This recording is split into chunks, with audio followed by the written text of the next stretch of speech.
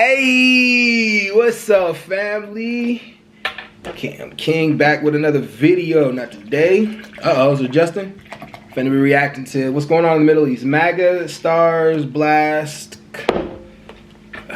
Y'all know I can't read. Complicit. I'm just playing. Complicit Trump for backing Israel strikes. Okay, so Trump backs Israel strikes. MAGA divided on the Israel strikes. All right, well. Let's figure out why MAGA is divided. Let's get it. Let's go. No time to waste. Let's go. Divided. Donald Trump's support for Israel's actions against Iran is splitting his own base, pitting Israel hawks against those who fear the United States is being pulled into an even bigger regional fight. But remember, when the president campaigned on this message. I will stop the chaos in the Middle East, and I will prevent World War III. I'm going to keep us out of World War III. We're not going to have World War III, but I will prevent World War III. Former Fox host Tucker Carlson sent Trump a stern warning this morning. If you really think about it, that's some scary shit, because Tulsi Gabbard just came on and said something about World War III, and now Trump talking about he's going to prevent World War III during the run. Now, looks like something's about to spark up. This is a little scary, man. In his newsletter, quote, the United States should not at any level participate in a war with Iran. No funding, no American troops, no troops on the ground. Drop Israel. Let them fight their own wars. What happens next will define Donald Trump's presidency. Ashley Allison and Pete Seat are back at the table. Robbie is also back with us as well. So Pete, this is an inevitable divide playing out in MAGA world where Trump Shit. I want to see where this is going to go. You know, he told them he would end all the wars, and now he has not ended all the wars. Well, it's inevitable because there is an element of the MAGA base that is divorced from reality, and that is the reality of leadership. They've never read an intelligence briefing. They've never sat in the Situation Room. Donald Trump has had the benefit of doing that. The most consequential decision they've made is choosing Crest or Colgate. And so they don't understand the importance of these decisions, nor do they embrace the burden of American leadership and being the world's lone superpower and having the largest economy. And it's just you argue that that also describes what Donald Trump campaigned on. I mean, he campaigned on getting out of, Iraq or getting out of Afghanistan in his first term. Then Ukraine hasn't happened. Then stopping the Gaza war hasn't happened. He has been the one who has fed. If it's a delusion, he's fed the delusion.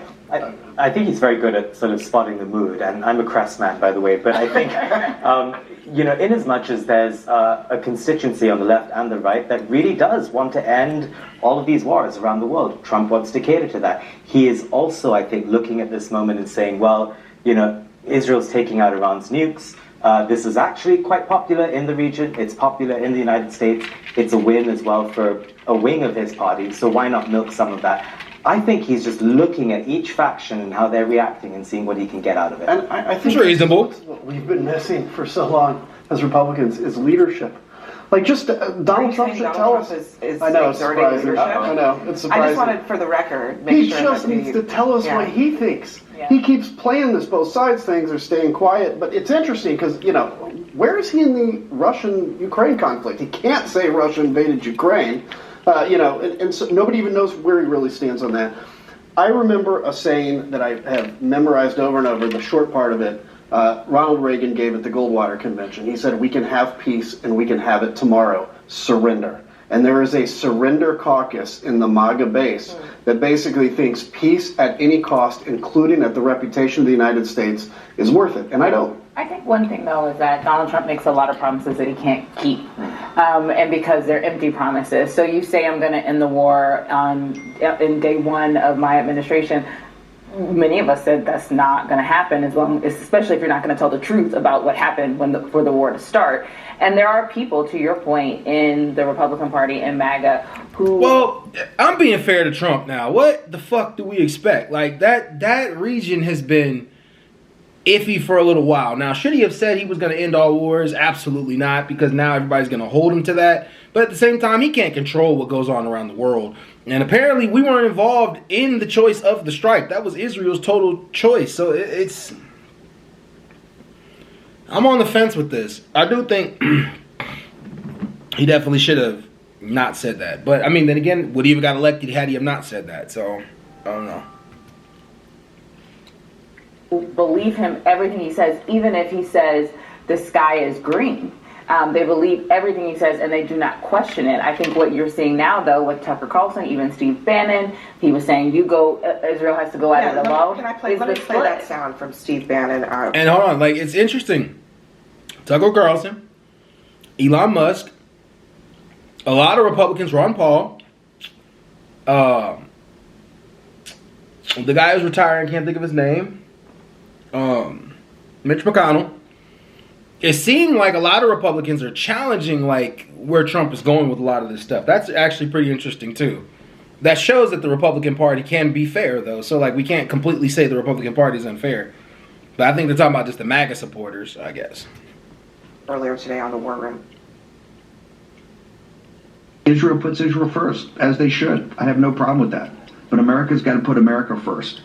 And one thing I don't like seeing is all this cheerleading going on right now, because when you're in the Middle East and dealing with ancient civilizations that are over there, unexpected things happen. We know that from 20 years of war in Afghanistan, in Iraq.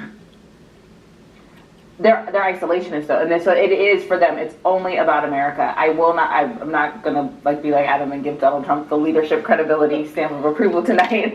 Not that I think that's what you were doing, but I gave him the lack of it. Okay, right. But I think Donald Trump is not stupid, and he knows that what happened last night, which is why they put the statement out they did last night, saying we did not support this move, and now it's backtracking. And even that. Saying last night one thing and then today flipping the script. It's whatever he thinks at the end of the day will suit him better. And I'm not even sure it's what will suit America better. Pete, what do you make of that last point that Bannon made, which is that our experience in this region has been, to put it mildly, terrible.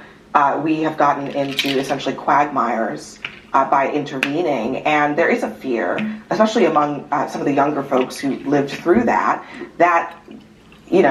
this could be a very similar situation. And also, as we've been discussing earlier in the show, we don't know how this ends. It looks like bombs falling everywhere in Iran right now, but where's the end game? And those are legitimate fears to the points you made and the points that Steve Bannon made. But we do have interests in the Middle East. That has not changed.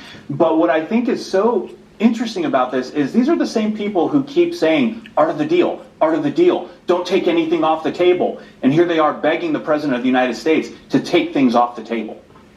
I mean, maybe because there's been no deals. Yeah, there's been no deal. I don't know. I'm sorry to say, but there's been no deal. And There's honestly, no again, Ukraine deal, no Gaza deal. It's hard to see MAGA coalesce around anything when the president doesn't articulate his foreign policy goals. And I think that's just so important, because you can't, when you're campaigning, you can do whatever you want, right? You can say whatever you want. When you're president, you're going to be faced with things like, hey, Israel's bombing Iran. And I don't see how this stops now with Iran with a nuclear program intact.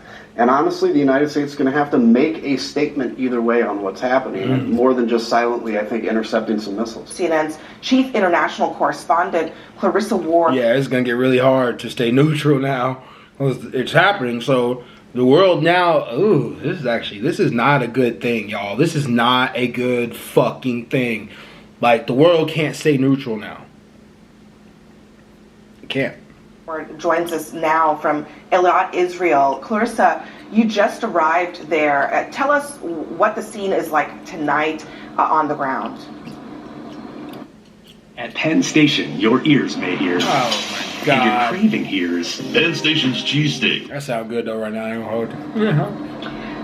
Well, Abby, you can probably see behind me the sun is just starting to come up here. It's been quiet for the last couple of hours. Prior to that, we were seeing quite a lot of activity in the skies. We heard fighter jets as we were driving across the border with Egypt, because Israel's airspace is completely closed. We could see intercepts taking place. And when you talk to Israelis, and even just being here a few hours on the ground, you can see really a very clear difference, Abby, from other trips we have done here, from last year's tit-for-tat back and forth between Israel and Iran. And when you look at those startling images of the enormous damage that was done by that Iranian ballistic missile on the outskirts of Tel Aviv, as you mentioned, one woman killed, and you saw this night sky lighting up over Tel Aviv, some of them being intercepted, those missiles, but some of them getting through, and the power of those missiles, the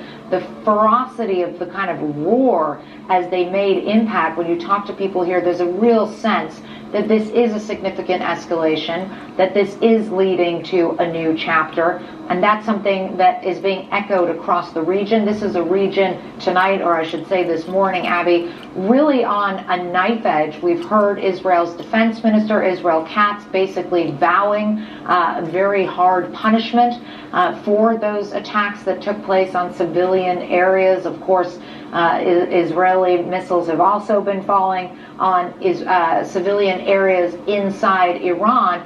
And now, of course, as well, you have that threat that you mentioned from the Iranians that anyone who supports Israel in its defense, and this is a not-so-veiled threat towards the U.S. as well, is liable to be attacked. Their regional bases liable to be attacked. And that, of course, is part of the reason that we saw U.S. personnel pulled out of several embassies across the region. So definitely a sense that things are not getting quieter, that they are escalating, the dawn just breaking here, and we will see what this day brings, Abby.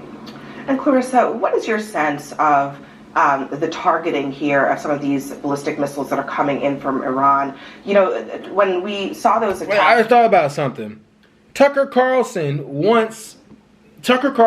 is one of the biggest leaders in the MAGA movement. And they want them to completely disconnect from Israel and let Israel fight on their own. I know it's random, but just think about how deep that is, actually. Let me be playing. A few months ago, this barrage of missiles coming in, very few of them actually made it into Israel, in part due to the Iron Dome. I wonder if the sense is that Iran is deliberately targeting civilian infrastructure, or is their aim just not what it should be if they're trying to get at some of the military infrastructure pieces that they might be after? I mean, I think there's no question, Abby, that when we were here last summer, it was pretty clear what the targets were of these various missile attacks that were coming from Iran.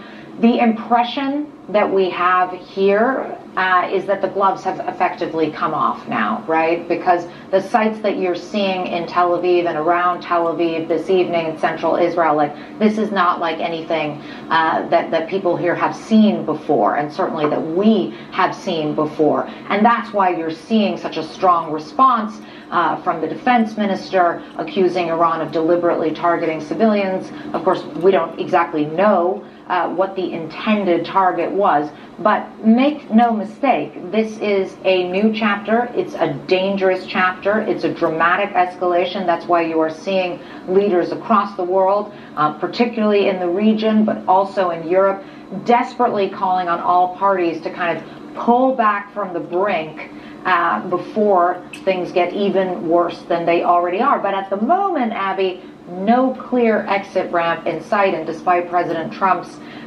urges for Iran to join those talks in Oman over the weekend, it's really looking rather unlikely that they would do that, because it would be seen essentially as a capitulation of sorts, Abby. That's crazy.